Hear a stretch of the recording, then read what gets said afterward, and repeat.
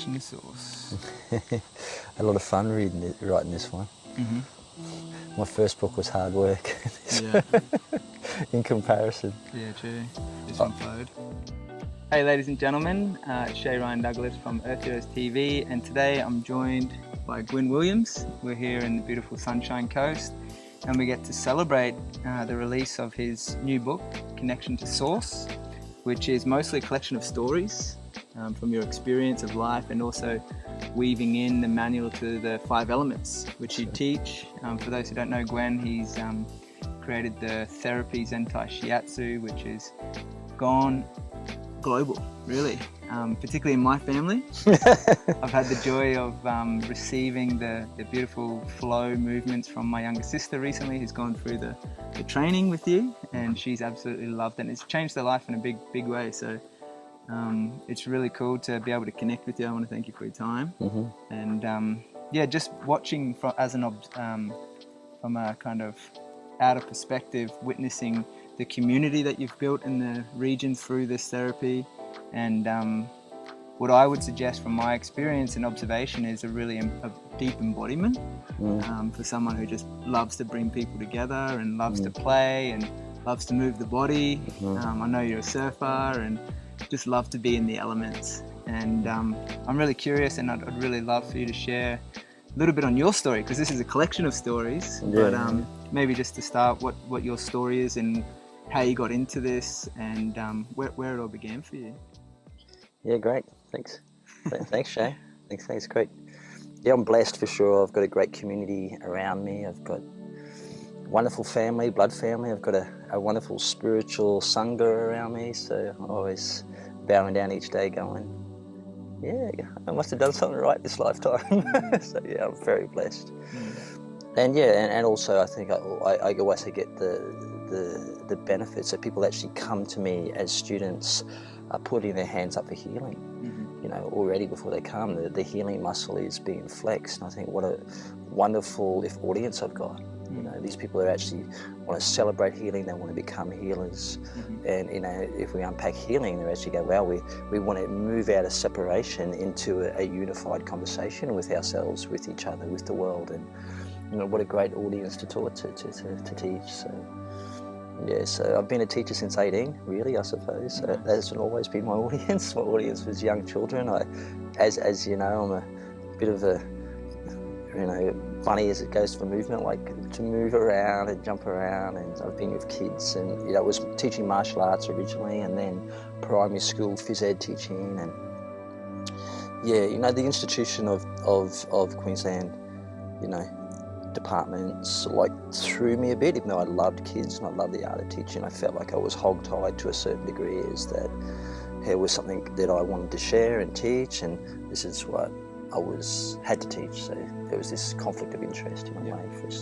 I got away from it for quite some time with the good principles, but there definitely came a time for me to go, okay, if I really want to, you know, teach what's true and in my heart, I've got to create my own school.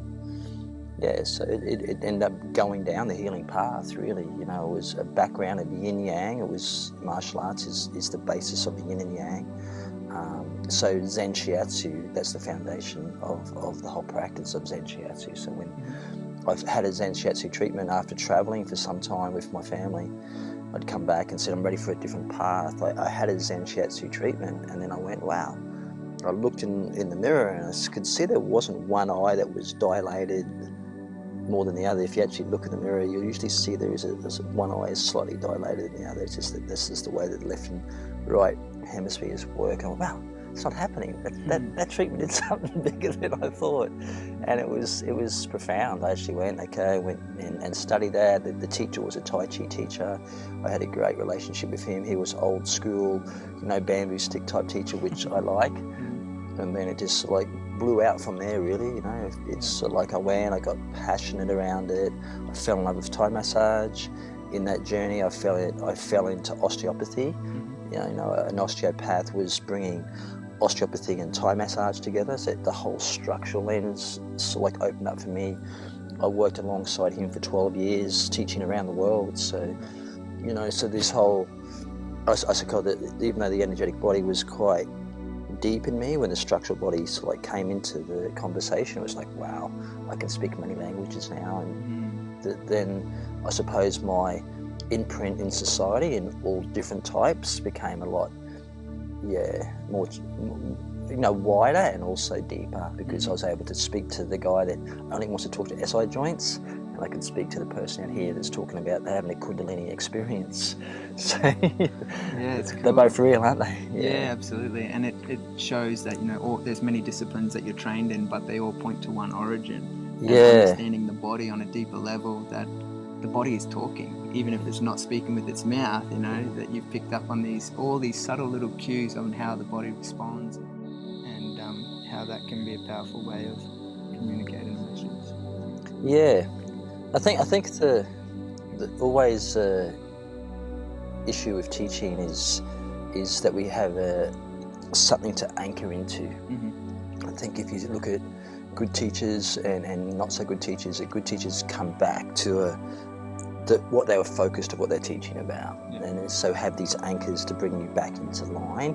Otherwise, you get distracted. It's frustrating. All of a sudden, we're down this rabbit hole. Where did that one happen? Let's go back. So, I think the 5 elements is great like that. To me, it's a powerful anchor. And it plays not just in my body work. It plays in the way that I move. It plays in my relationship that I have with my family. I can look at it within relationship with myself. So it's the 5 element theory from Chinese medicine. This was prior to TCM, because TCM, basically traditional Chinese medicine, so diluted 5 element really, and they just went into the 8 principles. So the full poetry of the 5 elements, which is really a real spiritual conversation of our relationship with life and with nature and with each other, got diluted in traditional Chinese medicine. So it's beautiful poetry. It's described really well. If Ted Kaptchuk's book, The Web with No Weaver, and I love that. So when you have these 5 elements, you're going, okay, in these 5 elements, how does that to do with humans? And you can say, well, it plays with the whole emotional area of humans. If we look at body, mind, spirit, we've got this whole dance of emotional body between the whole 3 of them. So a 5 element practitioner, when you go get a session from them, are going to talk to the emotional body. So you're talking a powerful conversation when you're talking to the emotional body. Definitely. So that's, I think, it's why something everyone can relate to. So you might say, well, how do you know the liver? Okay, I know the liver because it detoxes my food, it stores my blood, it helps the gallbladder out with bile. Yeah, it's great, it's a big organ, it's hanging out here, but really, your liver is all to do with your anger. You've got resentment from your parents still in your liver, You've got a whole shoulder issue that here isn't happy because you're still holding into some resentment and frustration, and people go, how did you know that? So this whole, if you like, I suppose, vibratory field that you and I know, and some people have difficult comprehending, gets unraveled in the 5 elements. So that's what I got passionate about. I saw, wow, this is a conversation that I'm just going to be tapping into for the rest of my life, and I might only just hit the corner of it then. So, and it's poetry. It's so poetry.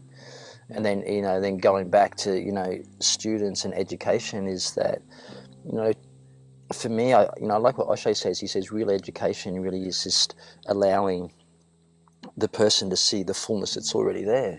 So I like that, because it says, okay, where do you want to look at how you're playing out in the 5 elements? How does that work out for you? And then you can educate people within their own relationship with the 5 elements, and they can go and share that with somebody else. So it's really beautiful, because it, the paradox around fullness is that if we say that it's already there, then they can be, well, if it's already there, it's okay. I'm okay the way I am.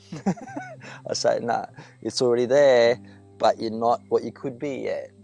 What you could be is going to be always a little bit down the line. Let's explore this evolving dance of the 5 elements. And, that's where, again, I think the storytelling and the 5 elements is like a glove, because it's poetry. It's poetry. It's not like, okay, it's not like I tell you this is the way that the element shows up in your life.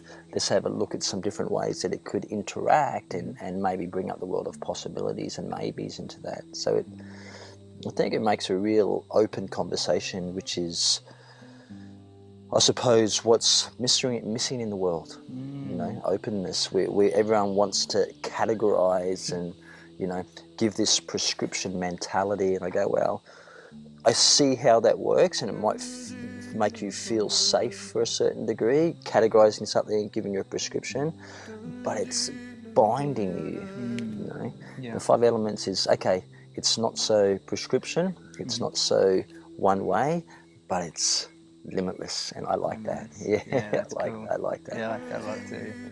And that's what I've noticed in your teaching is like really that playful element of like, it's very real, because what you're talking about, the emotions, we all feel the emotions, particularly if it's anger, like you mentioned, or resentment, or the fear and the struggle.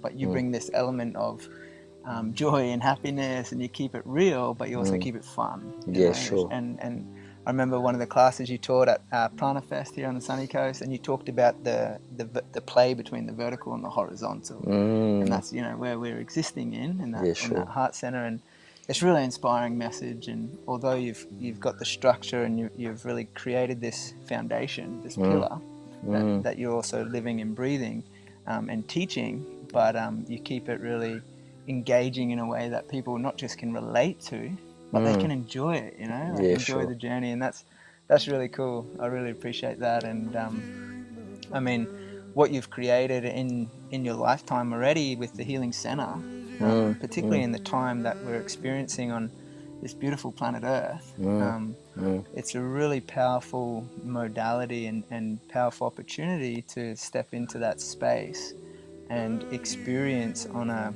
you know, individual, but then a communal, collective level. It's powerful as. And yeah, I just wanted to honor what you've created, and thanks for that. Yeah, really admire what you've committed your life to, essentially. This book is, you know, a collection of many different stories to support that vision moving forward as well, because stories are that they don't have, you can't like label them with a time and date, really. They're limitless, like you said, that poetry and that dance. And is there any story that you wanted to share from the book that really stand out for you? You know, I love them all. They're all, like they say, are a bit of a mixture. Some of them are personal experiences. Some are from the Bhagavad Gita. There's some of the stories that have been shared through me, through one of my spiritual teachers. You know, some are just, you know, talking about the way I, you know, like when I lost my mother-in-law. So there's death and life and playfulness and joyous, but the whole human emotions are linked. I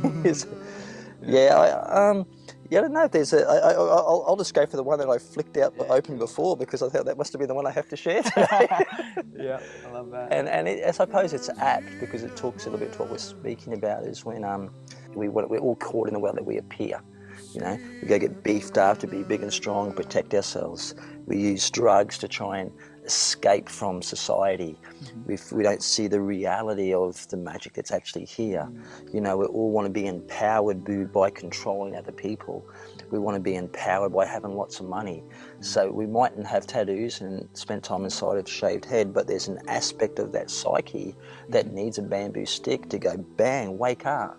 You're too caught in the world of appearances. You're too caught in the world of protection. You're too caught in the world of control and having and dealing, and just snap out of your, you know, your narrative sometimes and see there's a bigger picture going on. And it might need a fearless old man with a bamboo stick and go bang. So, you know, I say sometimes, you know, look out, just look when you're caught up in a trip. You know, you're feeling unsafe, you're feeling protected, you know, you worry what people think about you again. Get the bamboo stick out and just give yourself a little knock in the middle of the head, you know, between the eyes. So that's great. No, that's a story that came up before. I think nice. So there's all little stories like that. And I love what you said before about children, because I think children and fun and joy is a really great way that we get really present. And I love that joyfulness, and we can get too serious, because again we want to try and work